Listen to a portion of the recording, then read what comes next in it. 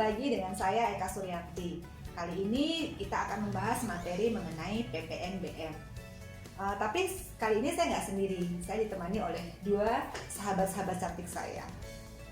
Yang pakai baju hitam ini, perkenalkan, beliau adalah Ibu Martini.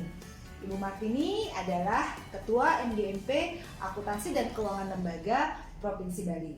Beliau aktif bekerja sebagai guru akuntansi sekaligus kepala program keahlian akuntansi di SMK 1 Mas Ubud. Benar Bu ya? Ya. Salah satu sahabat saya lagi yang pakai baju putih ini masih muda, cantik lagi. Namanya Asri. Beliau saat ini aktif bekerja di Elmed Consulting. Lanjut kita langsung ke materi. Tadi seperti sudah disebutkan kita akan membahas PPNBM.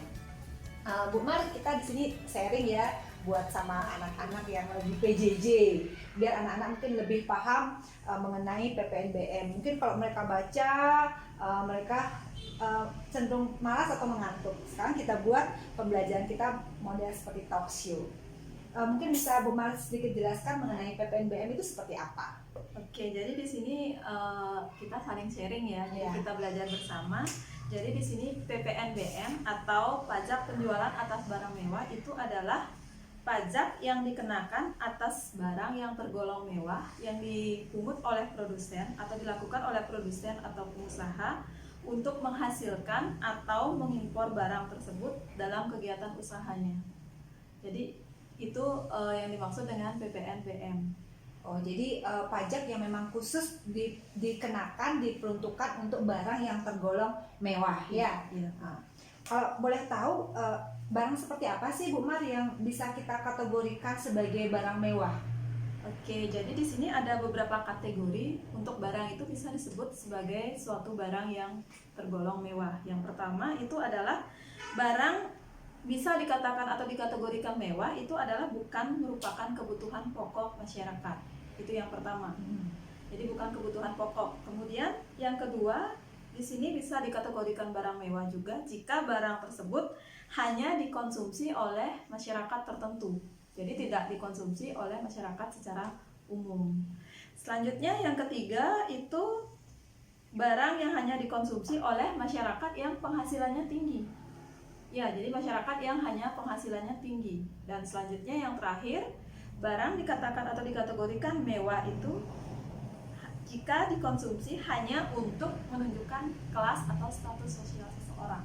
Oke, jadi tadi itu klasifikasi barang bisa disebut sebagai barang mewah.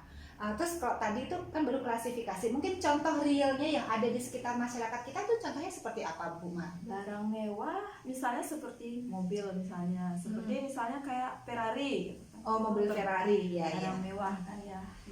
Jadi mungkin yang punya kayak di Bali mungkin hanya 1-2 orang ya yang punya mobil itu ya. Kalau selain itu mungkin ada lagi contoh yang lain Bu Mar? Kayak misalnya Harley kan, jadi nggak semua orang punya kan. Jadi nggak. Ya, jadi mungkin tadi udah jelas ya apa sih barang yang bisa kita klasifikasikan sebagai barang mewah, dan Bu Martini tadi juga udah menjelaskan contoh-contohnya. Oke, terus apa sih sebenarnya tujuan dari pemerintah ini menerapkan pajak untuk PPNBM? Kenapa sih harus istilahnya kan kalau orang udah kaya suka-suka dia dong mau beli barang, mau dia itu uang dia, dan ngapain pemerintah itu mungut pajak yang gede banget, udah harga barangnya itu mahal, terus sekarang saya dengar pajak PPNBM itu juga tinggi. Itu kenapa pemerintah mengutnya seperti itu? Ya, jadi di sini tentunya pemerintah punya pertimbangan tersendiri ya. Jadi ada beberapa pertimbangan yang dianggap penting oleh pemerintah kenapa harus ada pemungutan PPNBM. Yang pertama itu adalah agar tercipta keseimbangan di sini dalam pemungutan pajak antara konsumen yang berpenghasilan rendah dan konsumen yang berpenghasilan tinggi. Jadi agar ada keseimbangan. Jadi konsumen yang berpenghasilan tinggi itu agar juga terkena pajak yang tarifnya lebih tinggi juga. Jadi ada keseimbangan. Kemudian yang selanjutnya untuk mengendalikan pola konsumsi masyarakat. Jadi bisa dibayangkan kalau misalnya barang mewah itu pajaknya rendah. Jadi bisa kita bayangkan pola masyarakat kita akan menjadi masyarakat yang sangat konsumtif. Nah, yang ketiga itu adalah untuk melindungi produsen kecil. Ya, jadi produsen kecil juga perlu mendapat perlindungan. Nah, yang terakhir itu adalah untuk mengamankan penerimaan negara. Ya, jadi bayangkan itu barang mewah masuk dari luar negeri, kemudian pajak barang mewahnya tidak dikenakan, jadi negara akan kehilangan Pendapatan. sumber penghasilan atau pendapatannya. Jadi itu. Oke, jadi udah jelas ya kenapa pemerintah mengenakan yang namanya pajak atas pajak PPN BM. Oke, mungkin sekarang sama Adik Asri ya, karena Adik Asri salah satu praktisi yang udah bekerja langsung di dunia perpajakan, mungkin tahu lebih detail mengenai PPN BM. Nah, kalau boleh tahu tadi dasar hukumnya seperti apa ya, Dik ya? Pengenaan PPN BM ini apa dasar hukumnya? Terima kasih Bu. Kalau mengenai dasar hukum dari PPNBM ini, yang pertama ada dari undang-undangnya. Undang-undangnya itu Undang-Undang Nomor 42 Tahun 2009 yang menjadi satu dengan Undang-Undang PPN. Kemudian untuk aturan pelaksananya itu pasti ada SE, surat edarannya, ada PMK-nya. Nah, kalau bicara mengenai PMK-nya itu ada beberapa PMK. Sebentar, PMK itu apa? PMK itu adalah Peraturan Menteri Keuangan.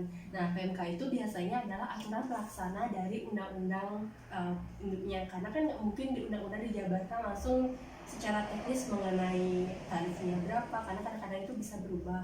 Nah, jadi dibuatlah Peraturan Menteri Keuangan yang mengatur lebih jelas mengenai itu. Nah, jadi kalau PMK-nya itu ada berapa PMK, Bu? Salah satunya itu PMK nomor 35 tahun 2017 yang sana mengatur mengenai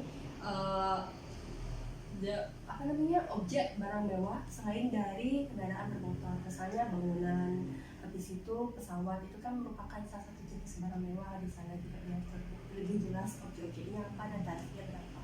Jadi boleh bisa dibilang secara garis besar ada dua ya dasar hukumnya, yaitu yang pertama undang-undang dan yang kedua PMK. Oke. Kemudian kalau untuk tarifnya, tadi kan saya baru dengar aja nih bahwa tarif barang mewah itu tinggi. Maka dari itu makanya barang kayak namanya Ferrari, seperti tadi contohnya lagi motor Harley yang memang harganya sudah mahal jadi tambah tinggi gara-gara adanya PPNBM. Kalau tarifnya itu seperti apa? Jadi kalau tarif PPNBM paling rendah dia tarifnya 10% dan maksimal adalah 200%. Sampai 200% ya? 200%, karena kan untuk menekan konsumtif dari masyarakat juga. Nah, jadi kalau saya kasih contoh mungkin Bu ya, ada yang tarifnya mulai dari 20% itu dikenai atas bangunan rumah yang dijual dengan nilai lebih dari 20 miliar. Sedangkan kalau untuk apartemen dengan harga jual lebih dari 10 miliar. Kemudian yang tarifnya 40% itu seperti balon udara dan pesawat tanpa penggerak. Kemudian yang pesawat tanpa penggerak itu kayak drone. Ya, di remote. Kalau drone itu termasuk? Drone harganya masih terlalu murah. Kemudian kalau tarif 50% itu seperti pesawat dan helikopter. Kemudian yang tarifnya 75% itu seperti kapal pesiar dan juga yacht. Jadi itu adalah barang-barang mewah. Tapi kalau tadi misalnya kayak pesawat, helikopter, kalau kayak kita yang dipakai secara komersial, kayak kita mau ke Jakarta itu naik pesawat itu, apakah perusahaan saat membeli pesawat itu dikenakan PPNBM? Iya.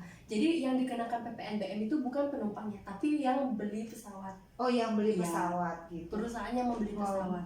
Jadi walaupun dia dipakai untuk kegiatan istilahnya komersial untuk masyarakat umum tetap dikenakan PPNBM. Iya, pada saat penjualannya pertama itu. Saya dulu ngiranya hanya mungkin kayak orang punya kayak Syahrini ya, artis ya. Dia punya jet pribadi, mungkin dia beli jetnya itu hanya dia aja, tapi kayak maskapai penerbangan itu enggak, ternyata juga dikenakan ya. Karena itu kan untuk komersial. Oh begitu. Ya. Oh iya deh, sekarang udah semakin jelas lagi. Kemudian salah satu kewajiban dari kita sebagai wajib pajak itu kan selain ada kewajibannya itu adalah melaporkan. Nah, gimana teknis pelaporan untuk PPNBM itu seperti apa? Nah, kalau teknis pelaporannya itu menjadi satu dengan SPT PPN. Jadi di SPT PPN itu ada di sebelahnya kolom untuk pengenaan PPNBM. Oh, jadi dia jadi satu ya dengan pelaporan PPN. Iya. Oke. Kemudian kemarin saya sempat baca materi tentang PPN. Kalau PPN itu kan dikenakannya berjenjang. Jadi berapa kali pendistribusian barang, sekian kali ada pengenaan PPN. Bagaimana dengan PPNBM? Kalau PPNBM itu hanya dikenakan hanya sekali, Bu. Oh, hanya sekali. Hanya Kapan sekali. dia dikenakan? Sekalinya itu saat kapan? Pada saat terjadinya transaksi penjualan itu. Berarti pertama kali ya. Misalnya saya nanya ya, saya beli mobil Ferrari sama Bu Martini. Berarti saat saya beli sama Bu Martini, saya kena PPNBM. Ya. Saya bosan nih sekarang sama mobil Ferrari ini, saya jual ke Asri. Saat itu kena nggak PPNBM? Enggak, Bu, hanya sekali aja. Oh, berarti saat transaksi saya dengan Ibu Martini aja. Ya. Oke. Mungkin itu aja dulu, Bu, ya, karena mengenai aturan lebih jelasnya itu bisa Di browsing. sama-sama dibaca mengenai aturan Iya. PPN. Jadi kalau kita ngomong masalah perpajakan itu sangat dinamis ya, karena hampir setiap saat selalu ada peraturan PMK baik undang-undang yang berubah, terutama seperti saat ini karena ada COVID, tentunya banyak juga kebijakan-kebijakan pemerintah yang berubah di bidang perpajakan.